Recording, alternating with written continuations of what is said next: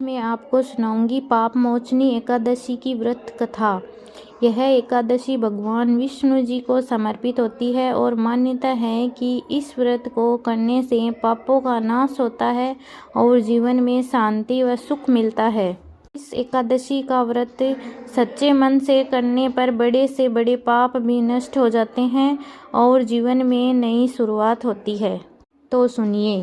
कुछ समय पहले प्राचीन काल में एक घना और पवित्र वन था जिसका नाम था चित्ररथ वन। इस वन में एक महान ऋषि रहते थे जिनका नाम था ऋषि मेधावी। ऋषि मेधावी अत्यंत तपस्वी और भगवान विष्णु के परम भक्त थे। वे दिन रात तपस्या में लीन रहते थे और संसार की सभी इच्छाओं से दूर थे। एक दिन देवलोक में रहने वाली एक अत्यंत सुंदर अप्सरा जिनका नाम था मंजू गोसा वहां आई। उसे अपने सौंदर्य और नृत्य पर बहुत गर्व था। देवताओं ने सोचा कि ऋषि मेधावी की तपस्या बहुत शक्तिशाली हो रही है, इसलिए उनकी परीक्षा लेनी चाहिए। उन्होंने मंजू गोसा को भेजा कि वह ऋषि की तपस्या भंग करे। मंजू गोसा ने अपने मधुर संगीत और नृत्य से पूरे वन को मोह लिया। उसकी आवाज़ इतनी मधुर थी कि पक्षी भी शांत हो गए और वातावरण मंत्रमुग्ध हो गया। धीरे धीरे ऋषि मेधावी का ध्यान भंग हो गया। उन्होंने आंखें खोली और मंजू गोसा के रूप पर मोहित हो गए। समय बीतता गया। एक दिन नहीं, एक वर्ष नहीं, बल्कि कई वर्ष बीत गए। ऋषि अपनी तपस्या भूलकर मंजू गोसा के साथ रहने लगे, लेकिन एक दिन अचानक उन्हें अपनी गलती का एहसास हुआ।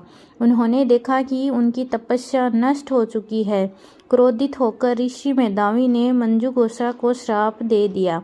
हे अप्सरा, तुमने मेरी तपस्या भंग की है, इसलिए तुम एक भयंकर पिशाचनी बन जाओ। यह सुनकर मंजू गोसा भयभीत हो गई।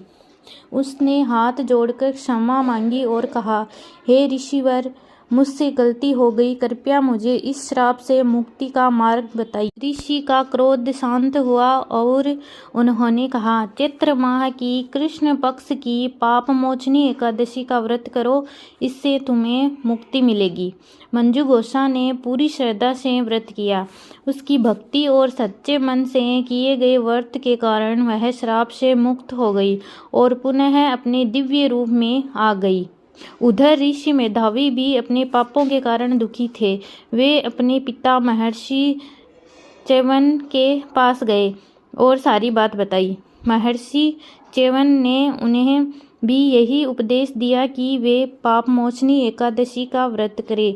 ऋषि मेधावी ने भी श्रद्धा से व्रत किया और अपने पापों से मुक्त हो गए। इस एकादशी का व्रत सच्चे मन से करने पर बड़े बड़े पाप भी नष्ट हो जाते हैं और जीवन में नई शुरुआत होती है।